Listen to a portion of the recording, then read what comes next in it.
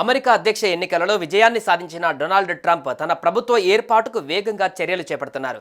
ఈ మేరకు ఇప్పటికే తన క్యాబినెట్లో కీలక స్థానాలకు పదవులకు అభ్యర్థులను నియమించేశారు. ఇక మిగిలిన్న కొన్ని స్థానాలను సైతం ట్రంప్ భర్తీ చేస్తున్నారు. ఈ నేపథ్యంలోనే భారత సంతతికి చెందిన Harmeet K ధిల్లాన్ను civil right assistant attorney జనరల్గా నామినేట్ చేస్తున్నట్లుగా ట్రంప్ కీలక నిర్ణయం తీసుకున్నారు. ఈ సమాచారాన్ని ట్రంప్ సోషల్ మీడియా వేదికగా ప్రకటించారు.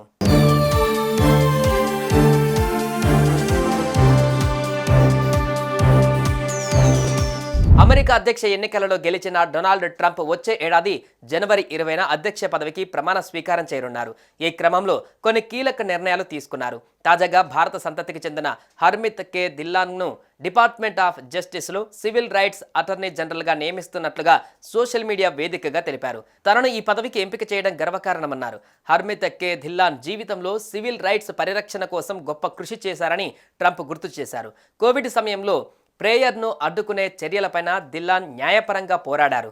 దేశంలో ప్రముఖ న్యాయవాదులలో ఒకరైన ఆమె ఈ కొత్త పదవిలో రాజ్యాంగ, పౌర హక్కులు, ఎన్నికల చట్టాల అమలు కోసం న్యాయపరమైన మార్గాలను పటిష్టంగా చేపడతారని నమ్ముతున్నట్లు ట్రంప్ పేర్కొన్నారు.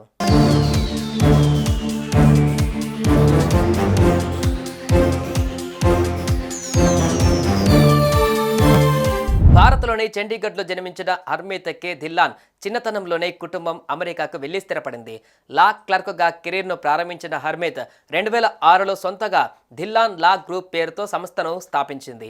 గత ఏడాది రిపబ్లికన్ జాతీయ కమిటీ అధ్యక్ష పదవికి పోటీ చేసిన ఆమె ఓటమి పాలయ్యారు. దీంతో ఎలక్ట్ ప్రెసిడెంట్ ట్రంప్ హర్మిత్ కే ధిల్లాన్కు సముచిత స్థానం, గౌరవం కల్పించే దిశగా ఈ నిర్ణయం తీసుకున్నట్లుగా తెలుస్తోంది. ఇప్పటికే ట్రంప్ క్యాబినెట్లో ఎక్కువ శాతం భారత సంతతికి చెందిన వారిని నియమించడం పట్ల భారతీయులు హర్షం వ్యక్తం చేస్తున్నారు.